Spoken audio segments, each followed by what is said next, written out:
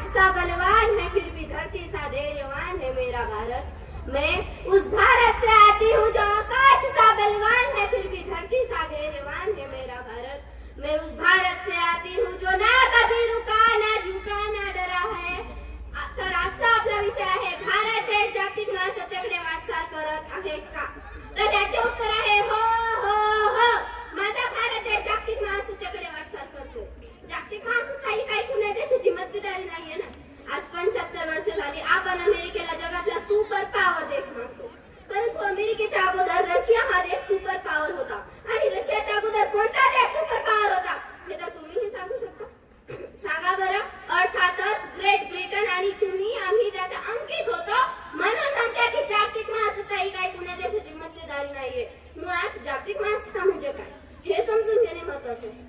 जागतिक महासत्ता होण्यासाठी कोणत्या गोष्टींची आवश्यकता पडते हे समजून घेणे महत्त्वाचे आहे। जागतिक महासत्ता होण्यासाठी मजबूत अर्थव्यवस्था, स्थिर सरकार, मिलिटरी पॉवर आणि मॅन पॉवर, भारताकडे या चारही गोष्टी आहेत। म्हणून मी ठामपणे म्हणू शकते की येणाऱ्या 2050 मध्ये भारत देश जागतिक महासत्ता होणार होणार होणार आणि होणारच। याबद्दल तुमचं काय मत आहे? माझे विरोधी मित्र म्हणत असतील की भारत देशात करप्शन आहे, मग मला सांगा कोणत्या देशात करप्शन नाहीये? कुठे चेरीमेरी होत नाही, कुठे चहा पाणी होत नाही, कुठे तोडी पाणी होत नाही? सांगा बरं। माझा भारत देश ना तेव्हा सुपर पॉवर देशाच्या पंक्तीत जाऊन बसला होता जेव्हा भारताचे माजी पंतप्रधान माननीय अटल बिहारी वाजपेयी यांनी 1978 मध्ये पोखरण येथे अणुस्फोट घडवून आणलं आणि जगाला दाखवून दिलं we have a nuclear power, we have a super power.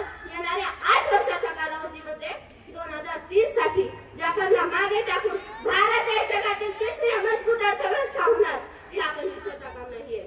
आणि त्यासाठी हवंय संघटन, वी हॅव अ युनिटी। मित्रांनो, माझा दुसरा मुद्दा आहे स्टॅबिलिटी इन गव्हर्नमेंट, स्थिर सरकार। देशाला सुपर पॉवर होण्यासाठी स्थिर सरकार असणं फार गरजेचं आहे। संसदेने घेतलेला निर्णय कसा सर्वांना ताबडतोब मान्य होतो आणि देशाला प्रगतीची उंच उंच शिखर गाठता येतं। भारताची अवकाशयान संस्था इस्रो येथून वेळोवेळी भारताचे सॅटेलाइट लॉन्च केले जातात। मागे आपण चंद्रयान 3 लॉन्च केले होते ना, म्हणजे जगाच्या तुलनेत भारत देश कुठेही कमी पडत नाही।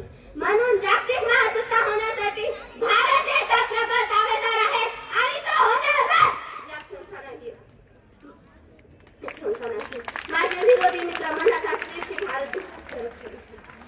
अहो, आपल्या भारताकडे 13,25,000 नियमित सैनिक आहे, 11,55,000 राखीव सैनिक, 12,93,000 मिलिटरी सैनिक। म्हणजे पश्चिमेच्या 4-5 देशांना मिळवलं तर एवढे आपले सैन्यच होते। एवढे मोठे सैन्य असताना कोणत्याही देशाची माझ्या हिंदुस्थानकडे वाईट नजरेने बघण्याची हिंमत होणार नाही। म्हणून म्हणते अनेक जाती धर्म सोबती आनंदाने हा राहतो, अनेक जाती धर्म सोबती आनंदाने हा राहतो। देश माझा भारत विविधतात एकता साधतो, देश माझा भारत विविधतात एकता साधतो। जिद पर अड़ जाए तो रुख मार देंगे तूफान का, जिद पर अड़ जाए तो रुख मार देंगे तूफान का। अरे तुमने तेवर ही कहाँ देखा है मेरे हिंदुस्तान का, तुमने तेवर ही कहाँ देखा है मेरे हिंदुस्तान का। भारताची संस्कृती, प्राचीन भारताची संस्कृती ही अनेक प्रवाहातून तयार होत गेलेली आहे। या धार्मिक संकल्पनेची पकड भारतीय जनमानसावर आहे।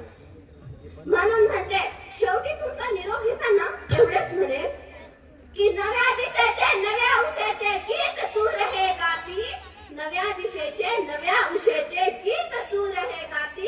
या मंगल देशाचे भविष्य आपल्या हाती, या मंगल देशाचे भविष्य आपल्या